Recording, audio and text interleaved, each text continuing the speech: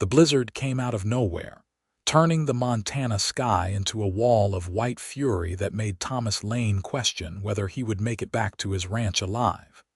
He hunched low over his horse's neck, squinting against the driving snow that felt like needles against his face. The winter of 1884 had already proven itself to be one of the harshest in recent memory, and this storm was testing every bit of survival knowledge Thomas had accumulated in his 32 years. His ranch lay somewhere ahead in the whiteout, and he prayed his gelding knew the way better than he did. That was when he saw the dark shape in the snow. At first, Thomas thought it might be a fallen tree or perhaps a boulder he had somehow never noticed before. But as he drew closer, his heart clenched with recognition. It was a person, half buried in a snowdrift, utterly still. He dismounted immediately, his boots sinking deep into the powder. The figure was small, bundled in what had once been a traveling coat but was now soaked through and frozen stiff.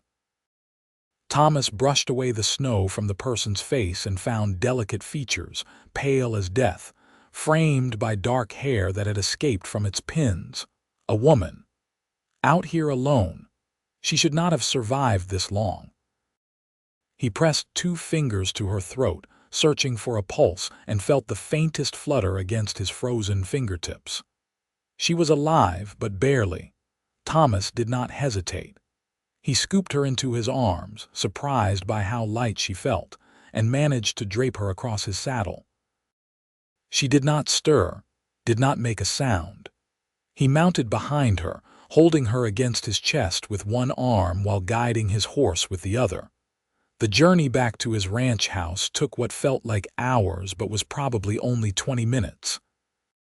Every moment he feared she would slip away, that he had found her too late. He talked to her as they rode, though he doubted she could hear him. "Stay with me now. My place is just ahead. You are going to be fine." His ranch house finally materialized through the swirling snow, a solid structure of timber and stone that had withstood 15 Montana winters before this one. Thomas guided his horse directly to the porch, knowing the animal would find its way to the barn on its own once relieved of its riders. He carried the woman inside, kicking the door shut behind him against the howling wind. The fire he had banked before leaving that morning had nearly died, so he laid her on the thick bearskin rug in front of the stone fireplace and immediately set about building up the flames. Once heat began radiating into the room, Thomas turned his attention back to the woman.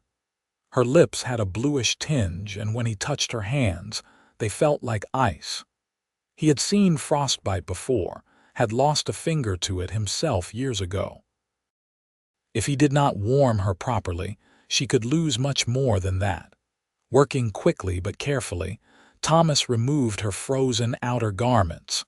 Her traveling dress underneath was damp but not soaked through. He left it on for modesty's sake, and instead wrapped her in every blanket he owned, pulling her closer to the fire. He heated water and filled several bottles, placing them around her body to warm her core temperature. Then he waited. Night fell early in the winter, and the storm showed no signs of letting up. Thomas kept vigil beside the woman, stoking the fire, checking her pulse, watching for any sign of consciousness. He found himself studying her face in the firelight. She was young, perhaps in her middle 20s, with fine features that spoke of some education or breeding. What was a woman like this doing traveling alone through Montana in the dead of winter? It was near midnight when her eyes finally fluttered open. They were dark, those eyes, and filled with confusion as they darted around the unfamiliar room before settling on Thomas's face. He saw fear flash across her features, and he immediately raised his hands in a calming gesture. "Easy now. You are safe. I found you in the snow." She tried to speak, but her voice came out as barely a whisper. Thomas quickly poured water from the heated kettle into a cup and held it to her lips. "Drink slowly." She obeyed, taking small sips, and he watched her throat work as she swallowed. Color was beginning to return to her face, though she still looked desperately weak. "Where am I?" she finally managed. "My ranch. About 10 miles west of Helena. I am Thomas Lane." "Ophelia," she said, her voice gaining a bit more strength. "Ophelia Morrison." "Well, Miss Morrison, you are mighty lucky to be alive. What in heaven's name were you doing out in that storm?" Ophelia closed her eyes, and for a moment Thomas thought she had lost consciousness again. But then she spoke, her words heavy with exhaustion and something else. Grief, perhaps. "My stage overturned. The driver was killed. I started walking, trying to find help, but the storm got worse and I could not see anything. I thought I was going to die." "The driver was killed. Was anyone else with you?"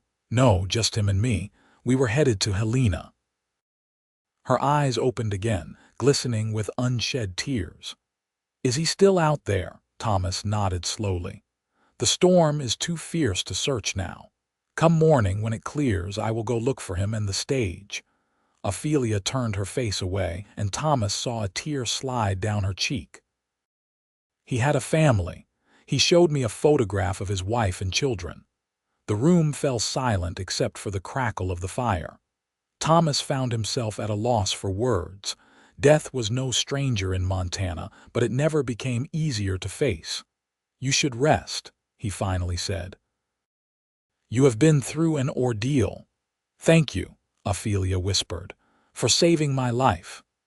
Thomas stood and retrieved more blankets from his bedroom, fashioning a more comfortable nest for her by the fire.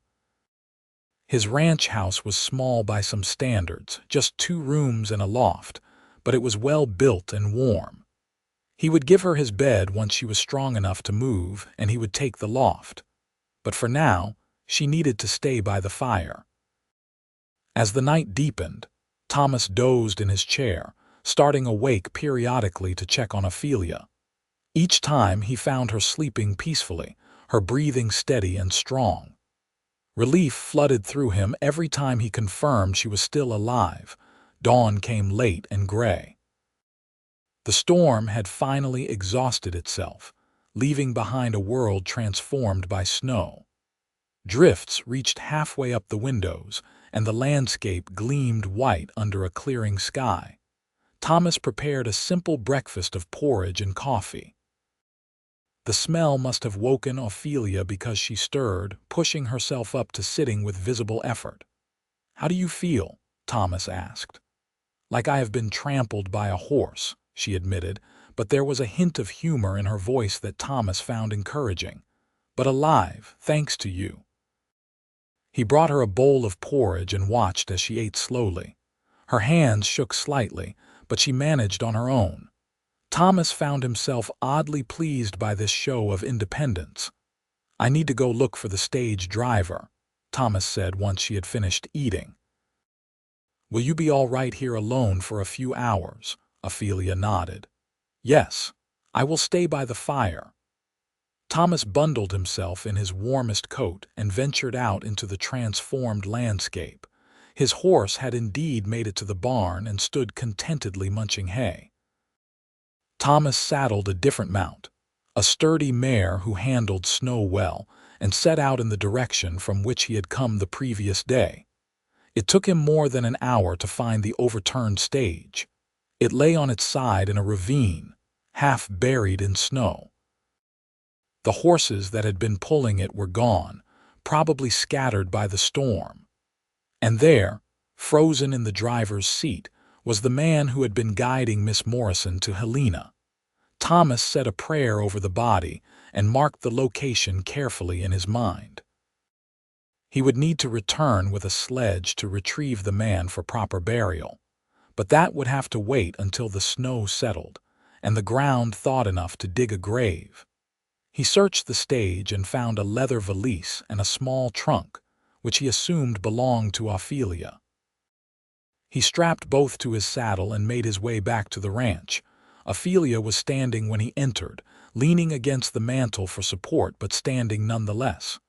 She turned at the sound of the door, hope and dread warring on her face. I found him, Thomas said quietly. I am sorry. I will see to it he gets a proper burial. Ophelia nodded, pressing her lips together. Thank you, that is more kindness than most would show. I also found these. Thomas set down the valise and trunk. I assume they are yours. Yes. Ophelia moved slowly to the trunk, kneeling beside it with some difficulty. She ran her hand over the lid but did not open it. Everything I own is in here. I was coming to Helena to start a new life. Running from something or running toward something. The question was perhaps too personal, but Thomas found himself genuinely curious. Ophelia looked up at him, and he was struck again by the depth of sadness in her dark eyes. Both, I suppose. My father died 6 months ago. He was a doctor in St. Louis. After his death, I discovered he had debts I knew nothing about. Everything had to be sold to pay them. A friend of my father's had settled in Helena and wrote to say he could help me find employment as a teacher. So I sold what little remained and bought passage west. I am sorry for your loss, Thomas said, meaning it. And now I have cost that poor man his life, Ophelia continued, her voice breaking. If I had not hired that stage, if I had waited for better weather— Stop. Thomas knelt beside her, his voice firm but gentle. That storm came up out of nowhere. No one could have predicted it. The driver knew the risks of his profession. This is not your fault. Ophelia met his eyes, searching them for sincerity, and must have found it because she nodded slowly. You are kind to say so. Over the following days, a routine developed. Ophelia's strength returned gradually, and with it, her natural warmth and intelligence began to shine through. Thomas found himself looking forward to mealtimes, when they would sit across from each other at his simple wooden table and talk. She told him about growing up in St. Louis, about her father's medical practice and the parade of patients who had come through their home. She spoke of books she had read and places she hoped to see someday. Her education was obvious in the way she spoke, in the breadth of her knowledge about subjects Thomas had never considered. In turn, Thomas told her about his ranch, about the 15 years he had spent building it from nothing. He had come west as a young man of 17, running from a father who drank too much and a future that felt suffocating in its predictability. Montana had given him freedom, space to breathe, purpose. It is a hard life, he admitted one evening as they sat by the fire. Winters like this one can break a man, but it is mine. Every fence post, every board in this house, I placed it with my own hands. That must be a good feeling, Ophelia said thoughtfully, to build something that is entirely yours. It is, though it can be lonely too. The words hung in the air between them, and Thomas immediately wished he could take them back. But Ophelia just nodded, understanding in her eyes. Yes, I imagine it can be. A week passed, and then another. The snow remained deep, making travel to Helena impossible. Thomas did not mention this to Ophelia, though he suspected she knew. Every day he tended to his cattle and horses, breaking ice on the water troughs, spreading hay, checking for signs of frostbite or illness in his herd. And every evening he returned to find Ophelia waiting. She had taken over the cooking, insisting it was the least she could do. Thomas discovered she had a talent for making even simple ingredients taste better than he had managed in years of bachelor living. More than that, he discovered he liked having her there. The ranch house, which had never felt empty before, now seemed full of life. Ophelia hummed while she worked, rearranged his sparse belongings to be more efficient, and asked endless questions about ranching that Thomas found himself happy to answer. How many head of cattle do you have? She asked one night. About 200 at last count, though I will lose some to the winter. It happens every year. That seems like a lot to manage alone. I hire hands in the summer for roundup and branding, but winters I prefer to do alone, fewer mouths to feed. Ophelia studied him across the table. "You have built something impressive here, Thomas. You should be proud." The way she said his name, soft and warm, made something tighten in his chest. He had been trying very hard not to notice how pretty she looked in the firelight, how her laugh made him want to hear it again and again, how the house felt right with her in it. She was a guest, he reminded himself. A woman in need who he had helped. She would leave for Helena as soon as the snow cleared, and he would return to his solitary life.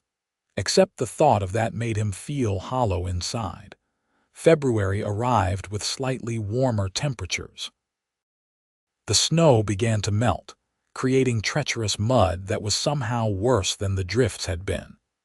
But it meant the roads would soon be passable. Thomas knew he should mention this to Ophelia, should offer to take her into Helena to meet her father's friend. But every time he opened his mouth to suggest it, the words stuck in his throat. It was Ophelia who finally broached the subject. They were washing dishes after supper, standing side by side at the basin. Their hands touched in the soapy water and both pulled back quickly, a strange tension suddenly filling the small kitchen space. "Thomas," Ophelia said, not meeting his eyes, "I cannot stay here forever. It would not be proper. People would talk." "There are no people," Thomas replied, perhaps too quickly. "The nearest ranch is 5 miles away, and I rarely see my neighbors in winter. Still, you have been more than generous, but I need to make my way to Helena. I need to find work, start my life." Thomas dried his hands on a towel, his jaw tight. She was right, of course. She needed to move forward, and he had no right to keep her here. But the thought of her leaving, of the house returning to its former silence, was almost physically painful. "I will take you," he said. "When the roads are better. Another week, perhaps." Ophelia finally looked at him, and he saw his own reluctance reflected in her eyes. "Thank you for everything. I do not know how I will ever repay your kindness." "You do not owe me anything," Thomas said roughly. "I did what anyone would do." "No." Ophelia reached out and placed her hand on his arm. Even through his shirt he could feel the warmth of her touch. "Not anyone. You saved my life and asked nothing in return.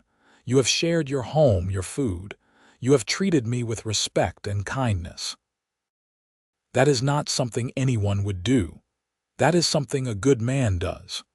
They stood there, her hand on his arm, eyes locked, and Thomas felt the careful control he had been maintaining slip.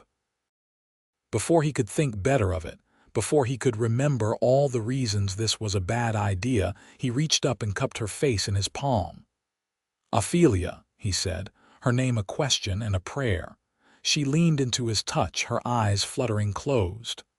"I do not want to go," she whispered. "I know I should, but I do not want to."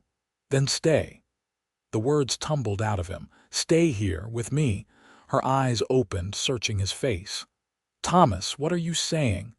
"I am saying that this house has never felt like a home until you were in it. I am saying that I have lived alone for 15 years and never minded until I knew what it was like to share my life with someone. With you." He took a breath, plunging forward. "I am saying I am falling in love with you, and I do not want you to leave." Ophelia's breath caught. "You barely know me. I know you are brave.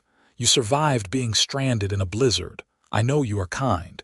You mourned a man you barely knew. I know you are strong. You did not fall apart when you lost everything. And I know that I have never felt like this about anyone." Tears welled in Ophelia's eyes, but she was smiling. "I am falling in love with you too. I did not want to admit it, even to myself, because it seemed impossible. We met under such strange circumstances, and I did not want you to feel obligated." Thomas stopped her words with a kiss. It was gentle at first, tentative, both of them half afraid the other would pull away. But Ophelia made a soft sound and wound her arms around his neck, and then the kiss deepened, becoming something urgent and true. When they finally broke apart, both breathing hard, Thomas rested his forehead against hers. "Marry me," he said. "I know it is fast, and I know you had other plans, but marry me. Make this your home. Let me spend the rest of my life making you happy." Ophelia laughed, the sound bright with joy and disbelief. "Yes, yes, I will marry you." They held each other in the small kitchen as the fire crackled and the wind howled softly outside, two souls who had found each other in the most unlikely of circumstances. The next weeks passed in a blur of planning and preparation. The roads cleared enough for Thomas to ride into Helena and arrange for the circuit preacher to come out to the ranch. He also took care of the sad duty of reporting the stage driver's death and seeing to it that the man's family in Butte was notified. While in Helena, Thomas bought supplies for a proper wedding supper and, in a moment of unusual extravagance, a bolt of deep blue fabric that he thought would complement Ophelia's dark hair and eyes. When he returned and presented it to her, Ophelia's eyes went wide. "Thomas, this is beautiful. And far too expensive." "Nothing is too expensive for my bride," he said, feeling slightly foolish but meaning every word. Ophelia threw her arms around him, and Thomas decided that if giving her gifts earned him this kind of response, he would find ways to do it more often. She spent the next few days fashioning a dress from the fabric. Thomas had not known she could sew, but apparently it was another skill her father had insisted she learn. She worked in the evenings by lamplight, her needle flashing as she created something beautiful from the simple cloth. The preacher arrived on a clear, cold morning in late February. He was an older man with a weathered face and kind eyes, who had been riding the circuit in Montana Territory for more than 20 years. "You picked a beautiful spot to build a life," he told Thomas as he surveyed the ranch. "Remote, but beautiful." "It suits me," Thomas replied, "though it will be less remote now with a wife to share it." The ceremony was simple but meaningful. Ophelia wore her new blue dress and Thomas wore his best shirt and jacket. They stood before the preacher in front of the fireplace, where Thomas had first laid Ophelia's nearly frozen body all those weeks ago. "Do you, Thomas Lane, take this woman to be your lawfully wedded wife, to have and to hold in sickness and in health for richer or poorer, as long as you both shall live?" "I do," Thomas said, his voice strong and sure. "And do you, Ophelia Morrison, take this man to be your lawfully wedded husband, to have and to hold in sickness and in health for richer or poorer, as long as you both shall live?" "I do," Ophelia said, her eyes shining with tears and joy. "Then by the power vested in me by the Montana Territory and the Lord above, I pronounce you husband and wife. You may kiss your bride." Thomas did not need to be told twice. He pulled Ophelia into his arms and kissed her deeply, sealing their vows before God and man. The preacher stayed for supper, regaling them with stories of other weddings he had performed in remote corners of the territory. Some had been traditional, others decidedly unusual, but he insisted that the best marriages were those built on mutual respect and genuine affection. "You two have that," he said, gesturing between them with his fork. "I can see it in how you look at each other. You will do just fine." After the preacher left the next morning, heading to his next appointment, Thomas and Ophelia settled into married life. The adjustment was easier than Thomas had expected. Perhaps it was because they had already been living together for weeks, but more likely it was because they fit together naturally. Ophelia made space for his routines while establishing some of her own. Thomas found himself adapting without even realizing it, coming in for midday meals, lingering over morning coffee, talking through plans for the ranch. At night, they lay together in Thomas's bed, which had become their bed, and talked about everything and nothing. Ophelia told him her dreams, things she had never dared speak aloud to anyone else. She wanted to start a lending library in Helena to bring books to people who otherwise had no access to them. She wanted to learn to ride a horse properly, not just side saddle but really ride. She wanted children someday, a house full of them to fill the Montana silence with laughter and chaos. Thomas shared his own dreams, some of which surprised even himself. He wanted to expand the ranch, not for profit but to create something lasting, something he could pass down. He wanted to improve his breeding stock, create a herd known for quality throughout the territory. And yes, he wanted children too, sons and daughters who would know the satisfaction of building something with their own hands. "We have a good life ahead of us," Ophelia said one night, her head resting on his chest. "We do," Thomas agreed, running his fingers through her dark hair. "I cannot believe how close I came to riding right past you that day. But you did not. You found me. You saved me." "We saved each other," Thomas corrected gently. "This ranch was just a place before you. Now it is a home." Spring arrived slowly, as it always did in Montana. The snow melted in fits and starts, revealing the brown grass beneath. Thomas's cattle, somewhat thinner than they had been in autumn but mostly healthy, spread out across the newly exposed pasture. Ophelia proved herself to be a quick learner when it came to ranch work. Thomas taught her to ride astride, ignoring the conventions that said ladies should not do such things. She took to it naturally, and soon she was riding out with him to check on the herd, her cheeks pink from the wind and her eyes bright with joy. "I never knew I could feel so free," she told him one day as they sat on their horses overlooking a valley full of grazing cattle.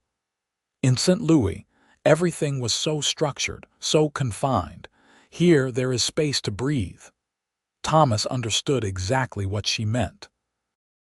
It was why he had come west in the first place, seeking that same sense of freedom and possibility. As the weather improved, Thomas's summer ranch hands began to arrive.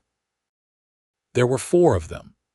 2 brothers named Jack and Henry Mills, a quiet man called Samuel Frost, and a young fellow fresh from Texas named Pete Randolph. Thomas watched carefully to see how they would react to Ophelia's presence. Some men did not take well to women involving themselves in ranch work. But Ophelia won them over quickly with her willingness to work hard and her talent for cooking meals far superior to the beans and bacon they were used to. "That is a mighty fine wife you got there, boss," Jack said one evening after Ophelia had served up a stew that actually had vegetables and flavor. "You are a lucky man." "Do not I know it?" Thomas replied, catching Ophelia's eye across the yard. She smiled at him, a private smile full of warmth and love, and Thomas felt his heart swell. The summer work was brutal, as it always was. From dawn to dusk, they rode, roped, branded, and moved cattle. Thomas worked alongside his men, never asking them to do anything he would not do himself. And often, Ophelia was there too, helping where she could, bringing water and food to the far pastures, even learning to handle a rope well enough to be useful during branding. "She is tougher than she looks," Henry commented one day, watching Ophelia successfully rope a calf. "Yes, she is," Thomas agreed, pride evident in his voice. But it was not all work. On Sundays they rested, and Thomas made sure to spend that time with Ophelia. Sometimes they rode out to explore parts of the ranch she had not yet seen. Other times, they simply sat on the porch and talked, enjoying the summer warmth and each other's company. It was on one such Sunday in July that Ophelia told him her news. They were sitting together on the porch swing Thomas had installed at her request, watching the sun set over the mountains. Ophelia had been quieter than usual all day, and Thomas had been trying to puzzle out what might be troubling her. "Thomas," she finally said, taking his hand, "I have something to tell you." His heart clenched. Had she changed her mind? Did she regret marrying him, moving to this remote ranch? "What is it?" he managed to ask. Ophelia turned to face him fully, and he saw that she was not sad but nervous, and beneath the nerves, excited. "I am with child," she said simply. "I am going to have a baby." For a moment, Thomas could not process the words. Then their meaning crashed over him like a wave, and he pulled Ophelia into his arms, holding her tight. "A baby," he repeated, his voice choked with emotion. "We are going to have a baby." "Yes." Ophelia was laughing and crying at the same time. "Are you happy?" "Happy." Thomas pulled back to look at her. "Ophelia, I am beyond happy. I am terrified and thrilled and grateful and about a dozen other things I cannot even name." She laughed, the sound bright with relief and joy. "I am all of those things too." They held each other as the sun finished setting, painting the sky in shades of orange and pink and gold. A baby. Their baby. Thomas tried to imagine a small person who was part him and part Ophelia, and the image filled him with a love so fierce it almost hurt. "We need to get you to a doctor," he said suddenly, "to make sure everything is all right." "I feel fine," Ophelia assured him. "Better than fine, actually, but yes, it would be good to see a doctor. Perhaps we could make a trip to Helena in a few weeks." Thomas nodded, his mind already racing through everything they would need to do to prepare. A cradle. They would need a cradle. And baby clothes and blankets, and 100 other things he probably was not even thinking of. Ophelia seemed to read his thoughts because she squeezed his hand. "We have time. The baby will not come until late winter, I think. February or March." Almost a year after he had found her in the snow. It seemed fitting, somehow, that their child would arrive in the same season that had brought them together. The trip to Helena was made in August, when the heat of summer had finally settled over Montana. Thomas hired a wagon for the journey, wanting Ophelia to be as comfortable as possible.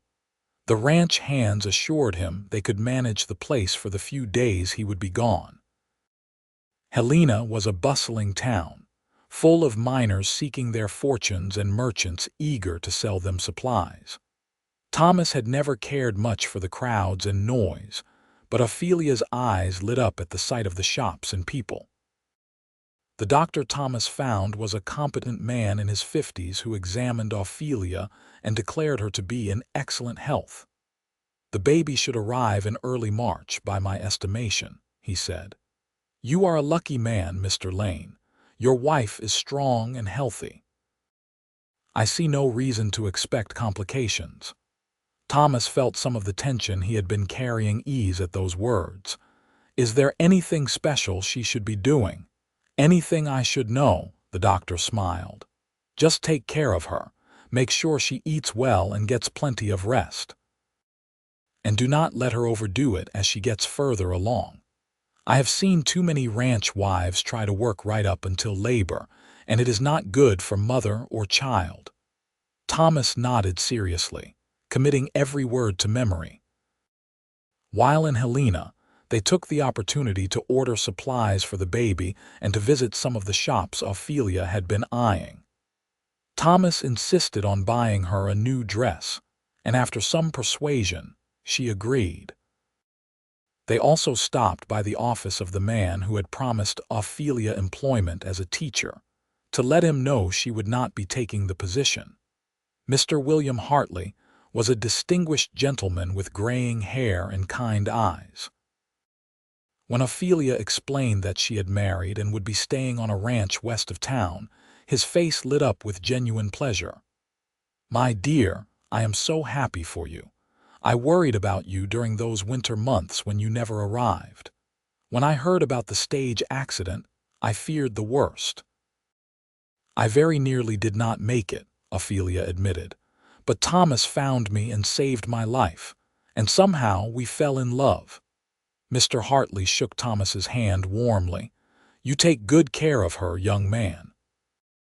Her father was a dear friend, and I promised him I would look after his daughter if anything happened to him. It eases my heart to know she has found happiness and security. I will take care of her, Thomas promised. That is a vow I intend to keep for the rest of my life. They spent one more day in Helena before heading back to the ranch. Ophelia was quieter on the return journey, and Thomas finally asked what she was thinking about. "I was just reflecting on how strange life is," she said. "6 months ago, I was alone and terrified, with no idea what my future held. I thought my life was over in so many ways. And now, I am married to a wonderful man, living in a beautiful place and expecting a child. It feels almost like a dream." "If it is a dream, I do not want to wake up," Thomas said. Ophelia leaned against his shoulder. "Neither do I." Autumn came, bringing cooler temperatures and the massive work of preparing for winter. The cattle needed to be moved to lower pastures, hay needed to be cut and stored, and the ranch buildings needed repairs and weatherproofing. Thomas worked with renewed urgency, driven by the knowledge that Ophelia was carrying their child. He wanted everything to be perfect, to be ready, to be safe. The summer hands helped with the major work before heading out to seek warmer climates or winter employment in town. "You need anything, you send word," Jack said as he prepared to leave. "We will come running." Thomas thanked him, grateful for the loyalty of good men. As winter began to settle in once more, Thomas found himself thinking about the year that had passed. A year ago, he had been alone, content with his solitary life.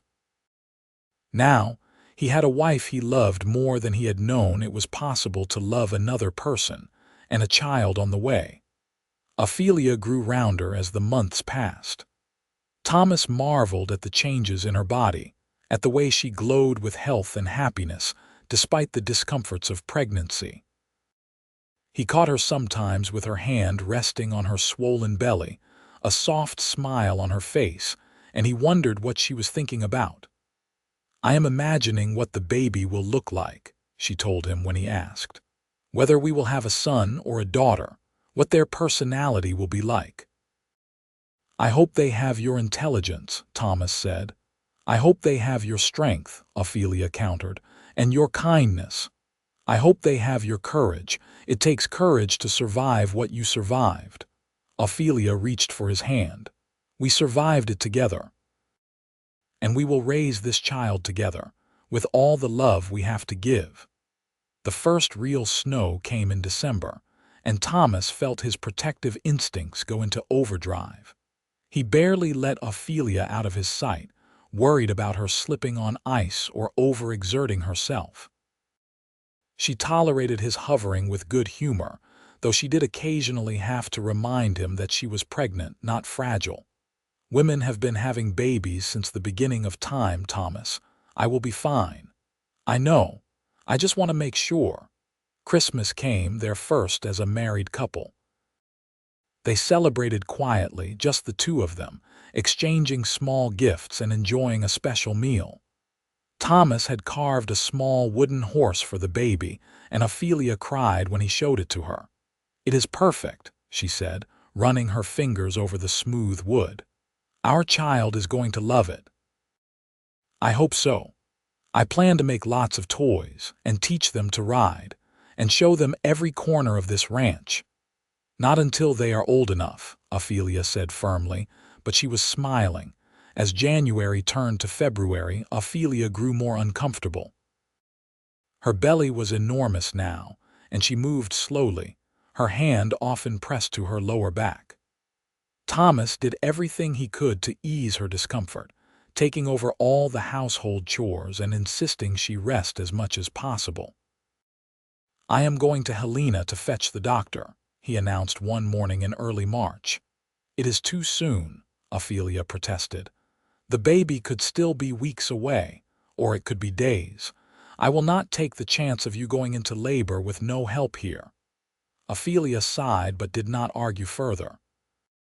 She knew as well as he did that the winter isolation made medical care difficult to access. Thomas made the trip to Helena in record time and returned with Dr. Wilson, who agreed to stay at the ranch until the baby came. "You have a nice place here," the doctor said, looking around. "Quiet and peaceful. Good place to raise children." 3 days later, Ophelia went into labor. It started just before dawn, with Ophelia shaking Thomas awake. "It is time." Thomas shot out of bed, his heart racing. "Are you sure?" "Yes, I am sure." Ophelia's voice was strained but calm. "The pains have been coming for about an hour. They are getting stronger." Thomas ran to wake Dr. Wilson, who appeared remarkably calm for someone roused from sleep at such an hour. He examined Ophelia and nodded. "First babies take a while," he said. "It is going to be a long day, Mr. Lane. I suggest you boil water and find something to keep yourself occupied." But Thomas could not leave Ophelia's side. He held her hand through the contractions, wiped her forehead with a cool cloth, and murmured encouragement even when she squeezed his fingers hard enough to hurt. As the day wore on, Ophelia's pain intensified. Thomas felt helpless, desperate to do something, anything, to ease her suffering. But all he could do was be there, supporting her, loving her. "You are doing so well," he told her over and over. "So well, my love." Ophelia's responses became less coherent as the labor progressed. She was focused entirely inward now, her body doing the ancient work of bringing new life into the world. It was late afternoon when Dr. Wilson finally said, "It is time to push." Thomas stayed by Ophelia's head, supporting her as she bore down with each contraction. Her face was red with effort, her dark hair plastered to her forehead with sweat, and Thomas thought he had never seen anyone so beautiful or so strong. "One more," Dr. Wilson encouraged. "One more big push." Ophelia gathered her strength and pushed with everything she had. And then, suddenly, the room was filled with a new sound. A baby's cry, high and strong and absolutely perfect. "It is a boy," Dr. Wilson announced, holding up a tiny, squirming, red-faced infant. "You have a son." Thomas felt tears streaming down his face as he looked at his child for the first time. A son. They had a son. Dr. Wilson cleaned the baby quickly and placed him in Ophelia's arms. She looked down at their child with an expression of such profound love and wonder that Thomas felt his heart might burst. "Hello, little one," she whispered. "We have been waiting for you." The baby stopped crying at the sound of her voice, his tiny eyes trying to focus on her face. Thomas reached out with one finger to touch his son's impossibly small hand, and the baby's fingers closed around it with a grip that was surprisingly strong. "He is perfect," Thomas said, his voice rough with emotion. "You are perfect. You are both perfect, Doctor." Wilson worked quietly in the background, taking care of the necessary medical procedures. Once he was satisfied that both Ophelia and the baby were healthy, he stepped back with a satisfied smile. "You have a fine, healthy son," he said. "About 8 pounds, I would say. Good, strong lungs. He should do well." Thomas could not take his eyes off his family. Ophelia, exhausted but glowing, holding their son. Their son. It still seemed impossible, miraculous. "What should we name him?" Ophelia asked softly. They had discussed names over the winter months but had never quite settled on anything. Now, looking at his son's tiny face, Thomas knew exactly what felt right. "What about William?" he suggested. "After your father's friend, the man who tried to help you, and because it means protector. I want our son to know how to protect those he loves." Ophelia's eyes filled with fresh tears. "William. Yes, William Lane. It is perfect." Little William Lane spent his first night in the world sleeping peacefully in the cradle Thomas had crafted with his own hands. Thomas and Ophelia took turns watching him, neither quite able to believe he was real. "I cannot stop staring at him," Ophelia admitted when Thomas caught her leaning over the cradle at midnight. "Neither can I," Thomas confessed. Do you think all parents feel this way? I think the good ones do. Dr. Wilson stayed for 3 more days, making sure Ophelia recovered well and that William was feeding properly.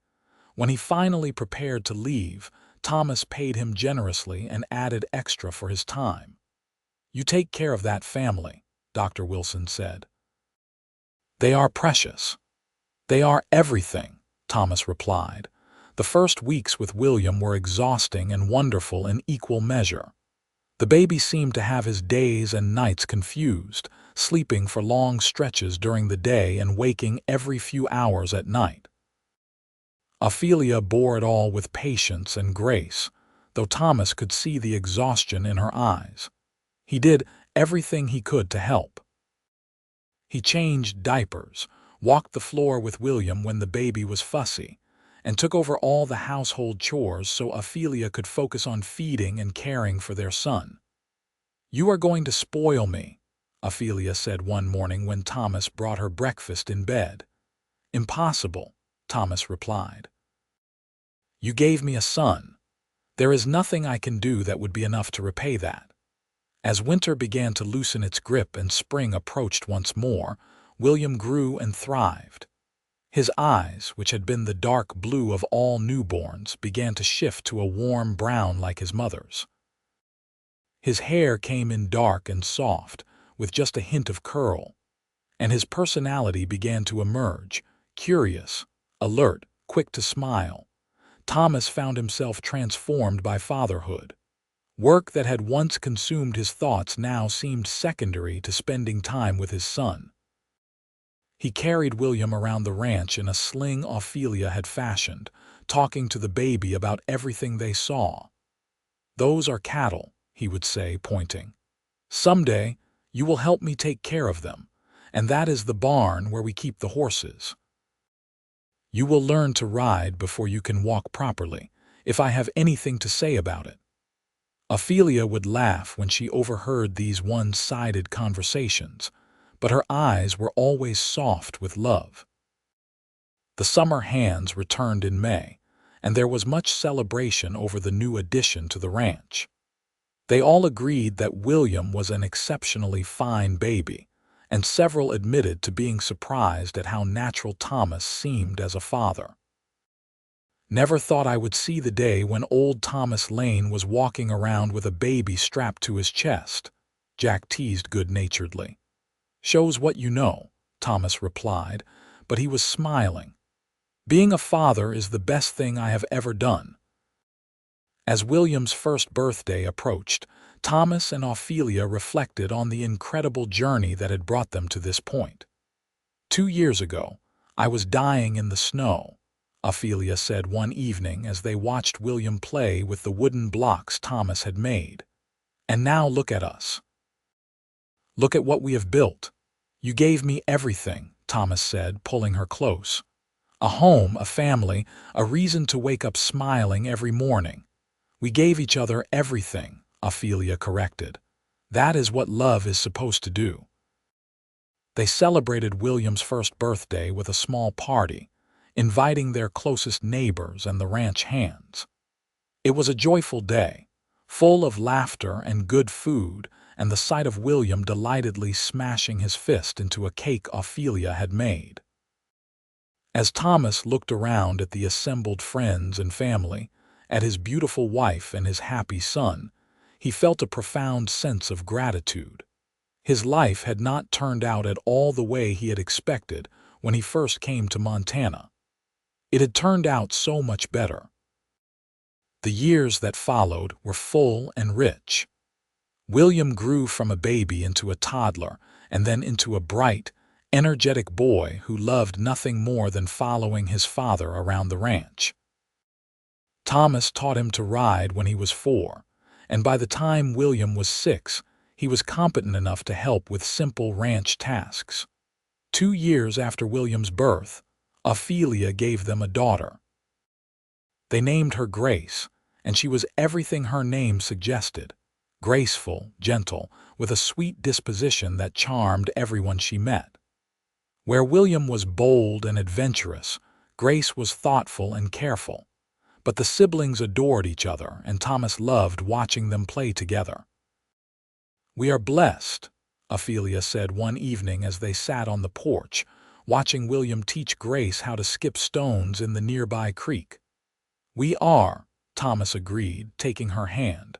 "More blessed than I ever knew was possible." 3 years later, Ophelia gave birth to twin boys, James and Thomas Jr., whom everyone called TJ. The twins were a handful from the start, always getting into mischief and egging each other on. But they filled the ranch house with noise and laughter and life. The ranch prospered over the years. Thomas expanded his herd and improved his stock, developing a reputation for quality cattle throughout Montana. He built a new barn and added rooms to the house to accommodate their growing family. And through it all, Ophelia was beside him, his partner in every sense of the word. She started the lending library she had dreamed about, riding into Helena once a month to exchange books with people who otherwise would have no access to them. The children went with her when they were old enough, and Thomas was proud to see them develop their mother's love of reading and learning. As the children grew, Thomas made sure they understood the value of hard work and the satisfaction of building something with your own hands. But he also made sure they knew they were loved, that family came first always. "Tell us the story again," William would beg on winter evenings when the family gathered around the fire. "The story of how you and Ma met." And Thomas would tell it once more. The blizzard, finding Ophelia in the snow, carrying her to safety, falling in love. The children never tired of hearing it, and honestly, Thomas never tired of telling it. It was their family's origin story, the miracle that had brought them all together. Years turned into decades. The children grew up and one by one made their own ways in the world. William took over much of the ranch operation, revealing a natural talent for managing both land and livestock.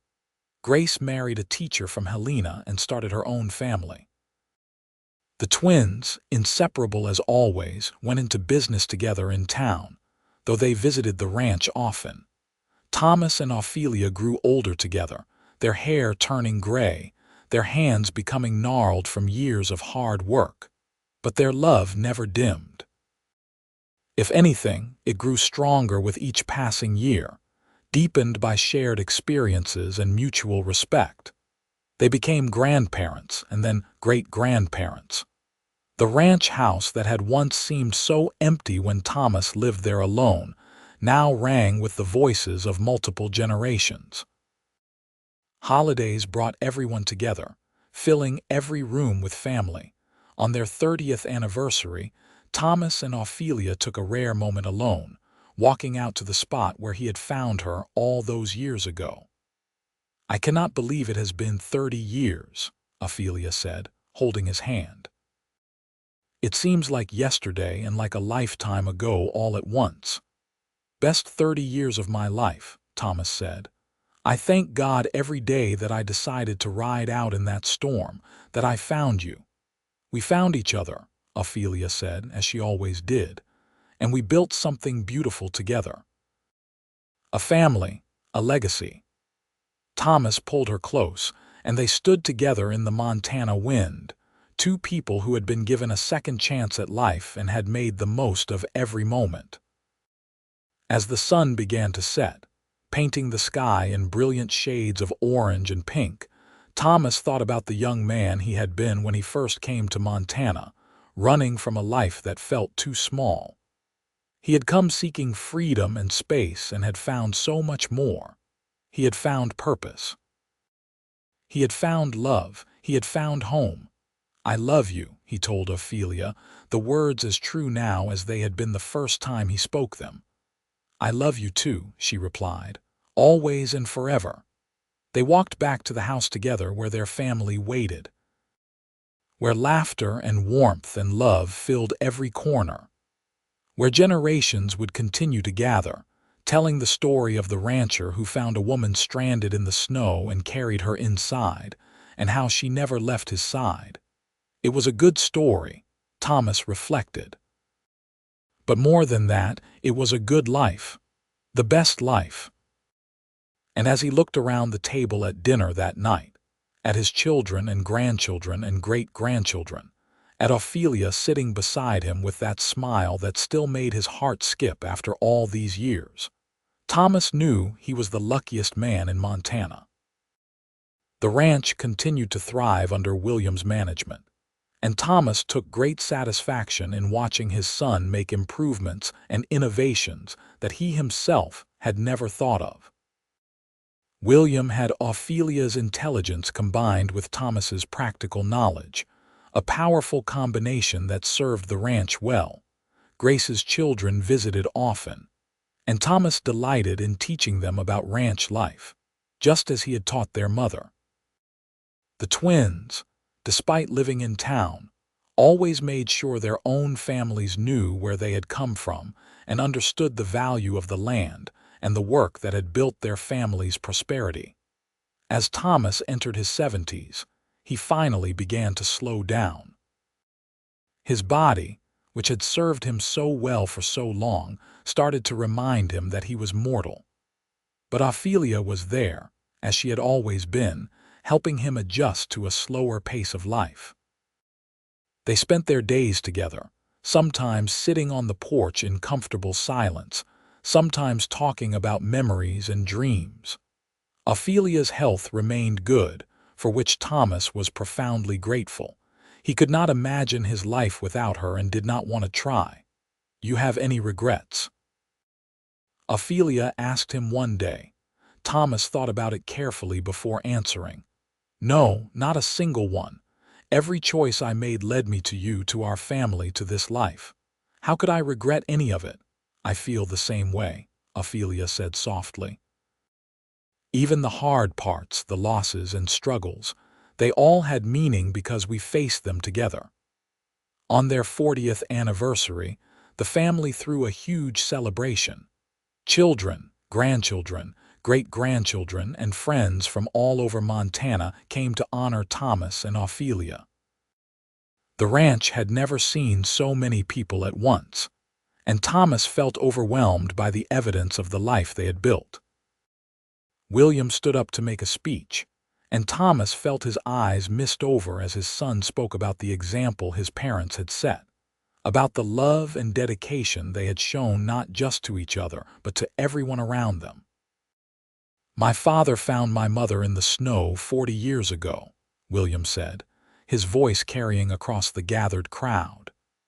"He saved her life that day, but what he did not know was that she would save his life too, in all the ways that really matter. Together, they built something that will last for generations. They taught us what love looks like, what commitment means, what family truly is, and for that, we are all grateful." The applause was thunderous, and Thomas looked at Ophelia to find tears streaming down her face. He reached for her hand, and she squeezed his fingers just as she had done 1,000 times before. "We did good," he whispered to her. "We did," she agreed.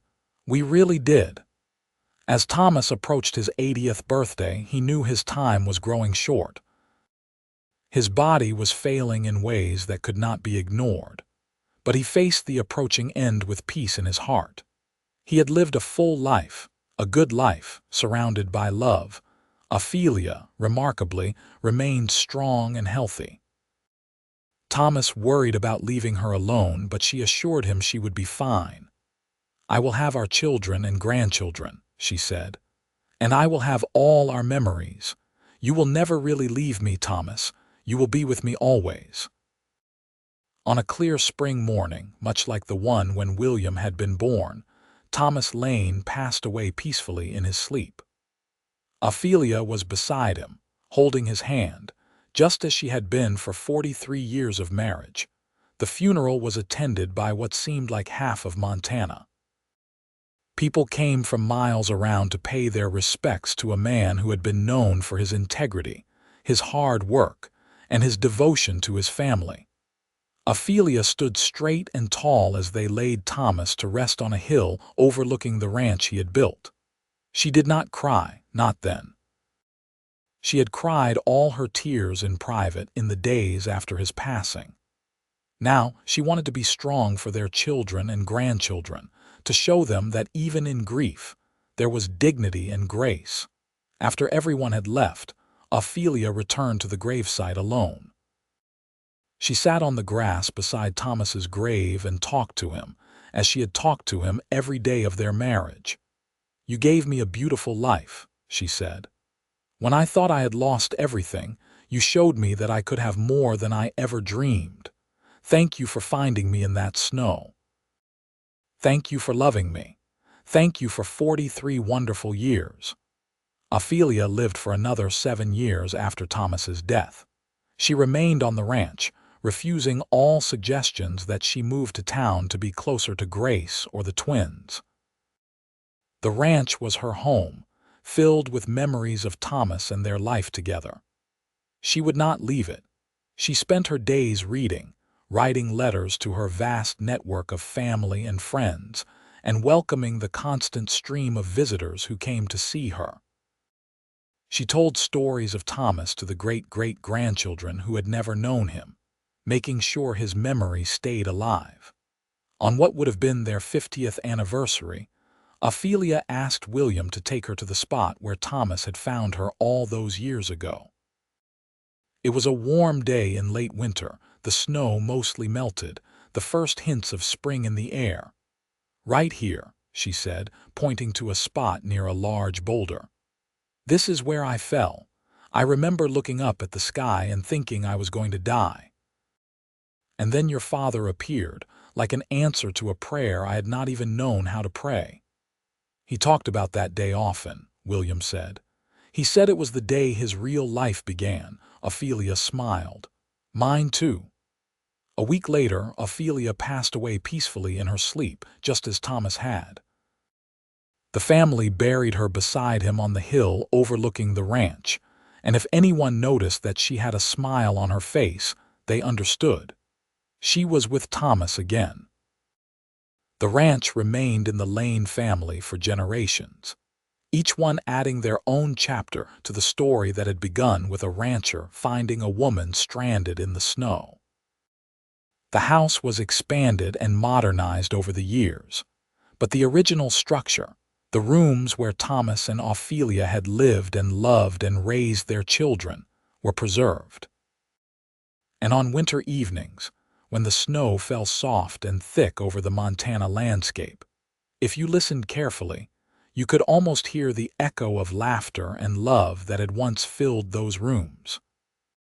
You could almost see a young rancher carrying a half-frozen woman inside, making the decision that would change both their lives forever.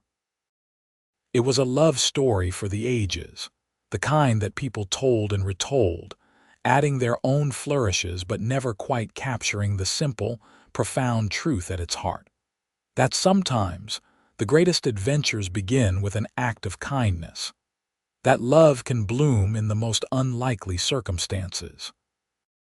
That two people who find each other against all odds can build something that lasts long after they are gone.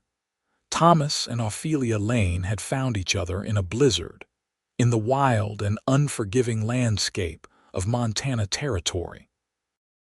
And from that chance encounter, they had created a legacy of love, family, and dedication that would endure for generations. Their story became part of Montana folklore, told around campfires and at family gatherings. The details might have changed slightly with each telling, but the heart of it remained true. A rancher found a woman stranded in the snow. He carried her inside, and she never left his side. It was a promise fulfilled, a love story completed, a life well lived. And in the end, what more could anyone ask for? The Lane Ranch stood as a testament to what two people could build together when they committed to loving and supporting each other through all of life's challenges. It was a place of hard work and deep joy, of struggle and triumph, of generations growing up knowing they were part of something larger than themselves. And at the heart of it all was the simple, beautiful truth that love, real love, can transform everything. It can take a lonely rancher and give him a family. It can take a woman who has lost everything and give her a home. It can turn a house into a haven, a piece of land into a legacy, a single act of kindness into a story that lasts forever. Thomas and Ophelia Lane had lived that truth.